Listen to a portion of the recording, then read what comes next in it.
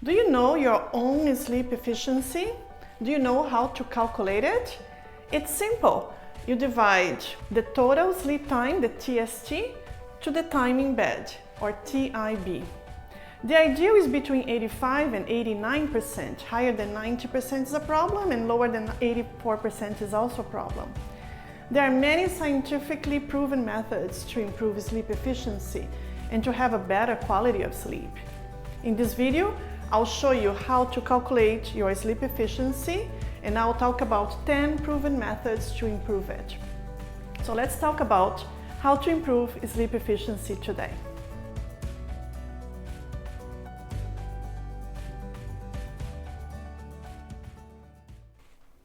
Tonight, before you go to bed, copy these questions. If you prefer, you can also download them from a document that I posted below.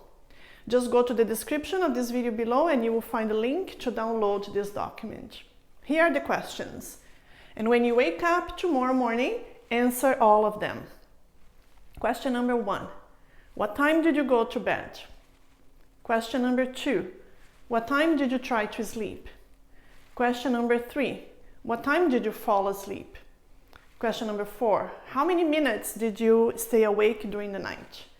Question number 5. What time did you wake up? And 6. What time did you get out of bed? Let's illustrate this with an example. So he went to bed 10 p.m., was reading until 11, tried to sleep after 11 p.m., but was able to fall asleep at midnight. At 3 a.m., he woke up to go to the washroom, drank water, and came back to bed. But he was not able to sleep again until 4 a.m. He woke up at 6 a.m. with the alarm clock, but he was so tired that he stayed in bed another 1 hour and got up at 7 because he needed to walk the dog. Let's calculate the time in bed. It's from 10 p.m. to 7 a.m., so it's 9 hours or 540 minutes. Well, that sounds good. If someone asks him how many hours he spent in bed, he will say 9 hours. Now, how many minutes he stayed awake? That is 60 plus 60 plus 60 plus 60, so 4 hours or 240 minutes. The total sleep time is 9 hours minus 4, which is 5 hours or 300 minutes. His sleep efficiency is 300 divided by 540, which is 56%. Is that good or bad? Well, if you don't want to do all of these calculations, or you don't remember how many times or how many minutes you stayed in bed, I will show you a smartphone application that I use to calculate my own sleep efficiency. At the end of this video, I will show you that app. If your sleep efficiency is between 85 and 89%, then you can stop watching this video right now. You are doing everything right, and you probably feel very rested during the day and refreshed when you wake up in the morning.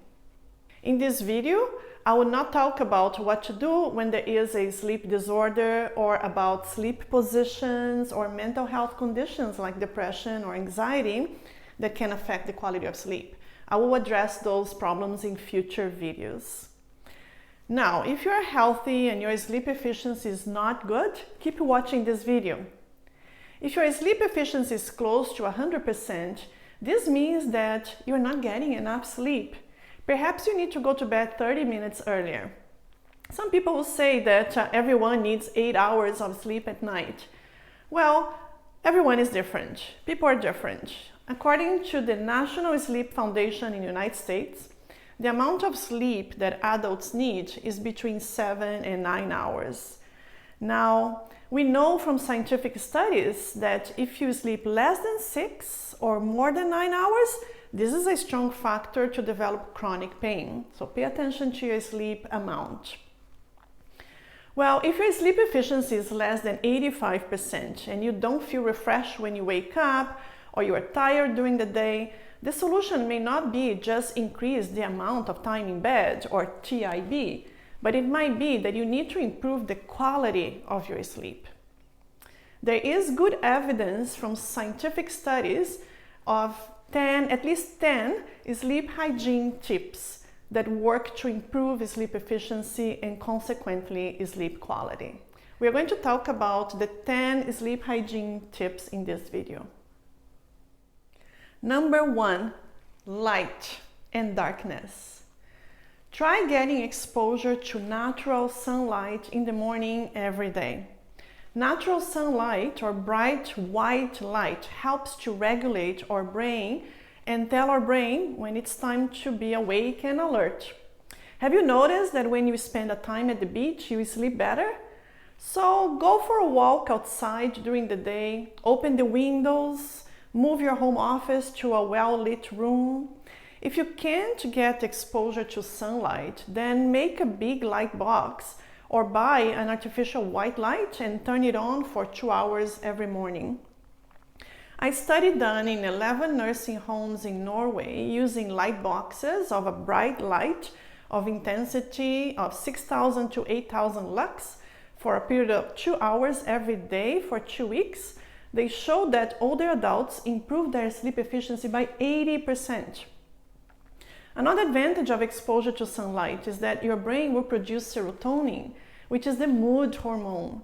That's why some people have seasonal affective disorders, SAD, and they feel sad or moody in the winter. They also benefit from daylight exposure to bright light boxes, and the studies show that 30 minutes exposure to a 10,000 lux device is enough. Well, while bright light is good during the day, the opposite is true in the evening. When we are exposed to darkness, our brain will release the sleep hormone called melatonin. Too much light in the evening or night is not good, especially blue light, the type of light that is emitted by the electronic devices. This includes computers, smartphones, tablets, and TVs. So if you're watching this video before bedtime, it's time for you to put it down right now. A group of researchers from Université Laval in Quebec showed that glasses that block blue light prevent suppression of the sleep hormone melatonin. You see my glasses? I have the blue light filter in my lens. That's why the blue light is reflected towards you. I did notice that my sleep quality improved a lot after I started using this new lens. If you do not wear glasses, then the solution maybe is to avoid exposure to blue light in the evening, at least 2 hours before bedtime. The light in your bedroom is also very important. Keep your bedroom very dark when you are sleeping. A Japanese study with older adults showed that people who slept in bedrooms with some light had worse sleep quality and 61% more insomnia than those people who slept in very dark bedrooms. And if it's impossible to reduce the amount of light in your bedroom at night, you may need to use some night masks, sleep masks, and go in total darkness when you are sleeping. Sleep hygiene tip number 2. Pay attention to what and when you eat and drink. Caffeine. Caffeine is good to wake up our brains in the morning because caffeine improves performance, vigilance, and boosts energy. We should avoid any caffeine for at least 6 hours before bedtime to avoid sleep disruption. But it also depends on the total amount of caffeine that we ingest in a day. Generally, more than 200 milligrams of caffeine is needed to affect sleep quality, decreasing total sleep time and prolonged time to fall asleep. 1 8-ounce cup of coffee contains 95 milligrams of caffeine.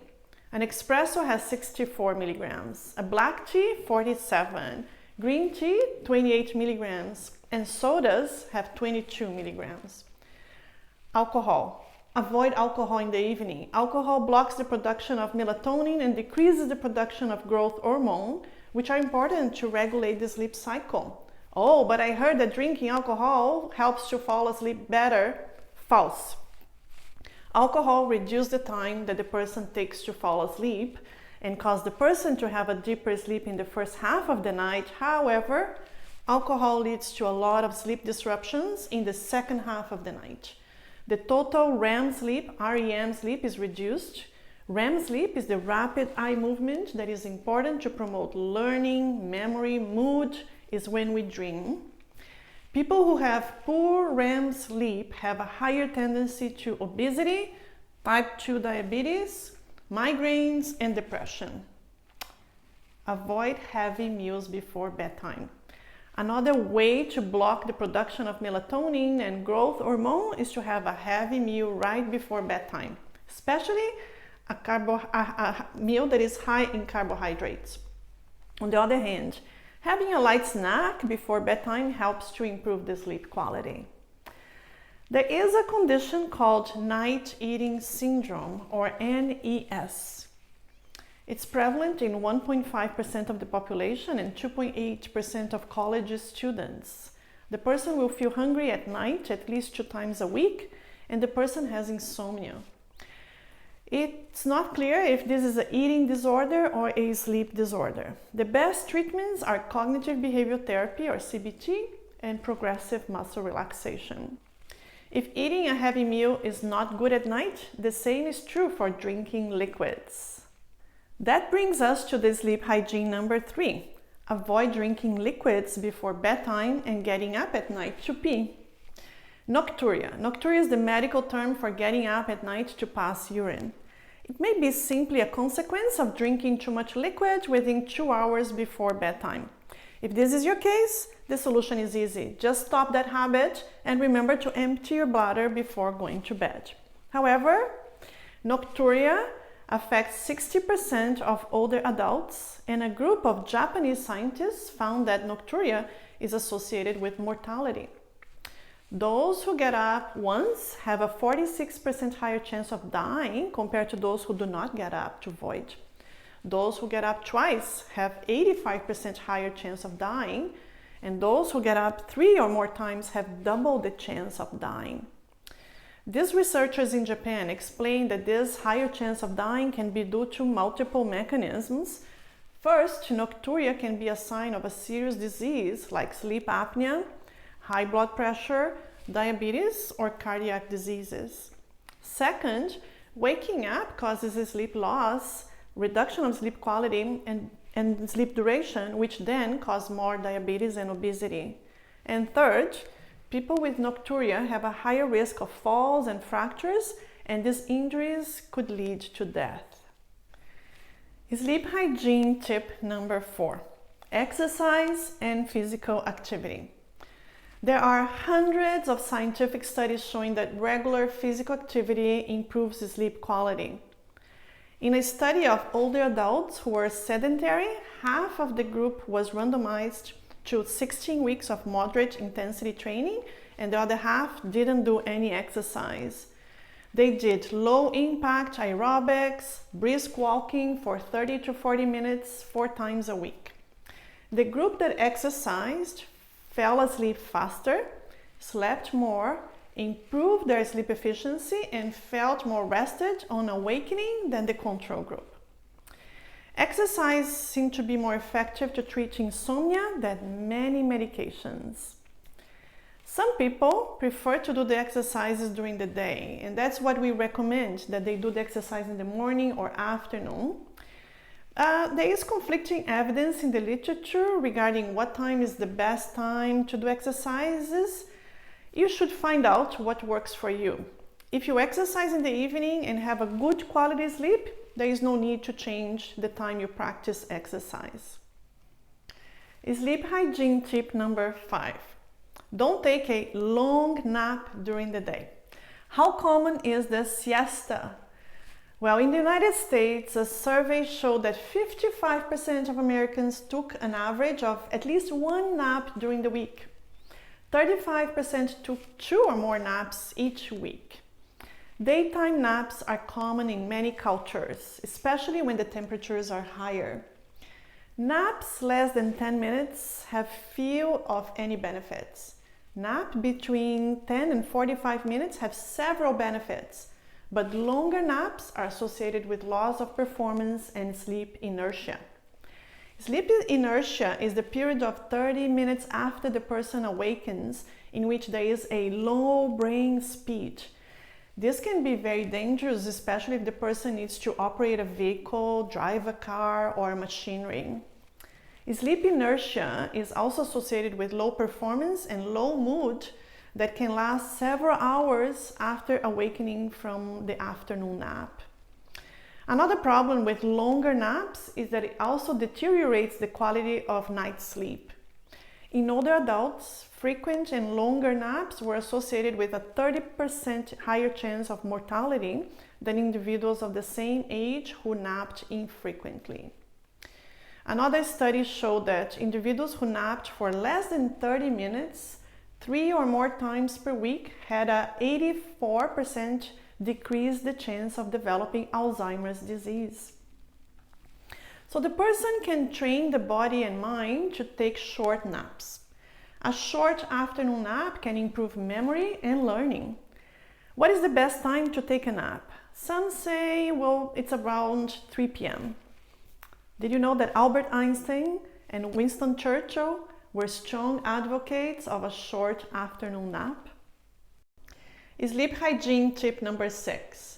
A regular sleep routine, same time to go to bed and to get out of bed. Practice makes it perfect.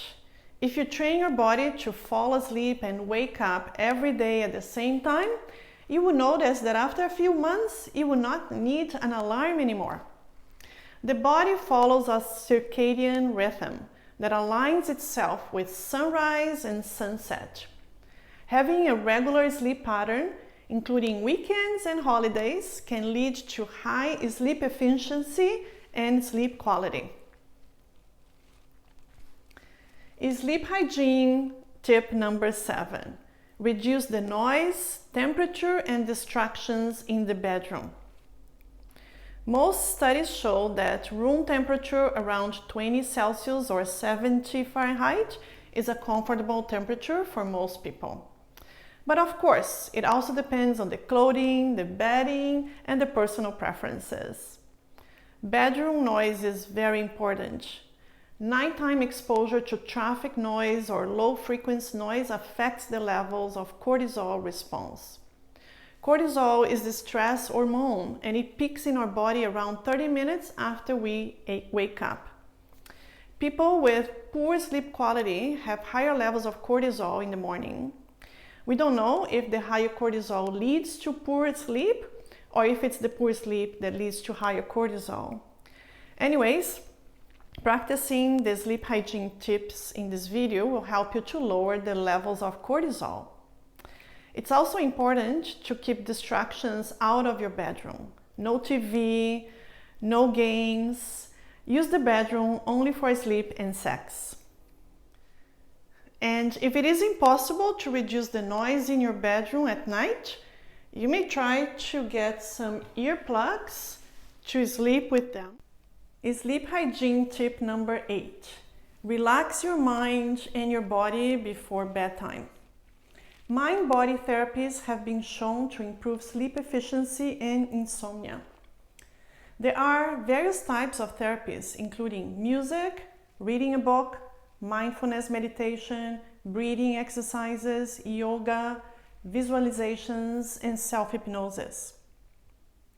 In a study with 90 postmenopausal women, the sleep quality was improved in 50 to 77% with self-hypnosis. In another study with 46 patients with fibromyalgia who participated in weekly in-person sessions of yoga for 6 weeks, there was an improvement in sleep efficiency only among those patients who also had some psychological symptoms, but they improved their sleep efficiency. I recently came across some preliminary studies showing that binaural auditory beats help to improve sleep and reduce pain. Binaural beats happen when 2 tones of slightly different frequencies are presented separately to the left and the right ears. The brain will interpret this as a single tone that varies in amplitude and at a frequency equal to the frequency of the difference between the 2 tones. This is something like optical illusion, but it's an auditory illusion. The other names for this phenomenon are brainwave entrainment and frequency following response. If you wanted to try this, you need to get some stereo headphones and find some binaural music on your phone or on the internet. Let me know in the comments below if doing this improves your sleep efficiency and sleep quality. Sleep hygiene tip number 9. Think about natural medicines like melatonin and magnesium. In a French study with adults older than 55 years of age, they gave 2 milligrams of prolonged-release melatonin before bedtime during 3 weeks. The quality of sleep improved 34%. In another study of elderly patients with insomnia, the group that received 2 milligrams prolonged-release melatonin fell asleep 9 minutes sooner than the comparison group. And this is similar to the effects of Zolpidem, which is a common medication prescribed for insomnia. Zolpidem usually shortens the time to fall asleep at about 8 minutes. The main benefits of melatonin is when people are jet-lagged or when they work in different shifts and they need to adjust to a new bedtime routine. Melatonin is also very helpful to tell the brain that it's time to sleep.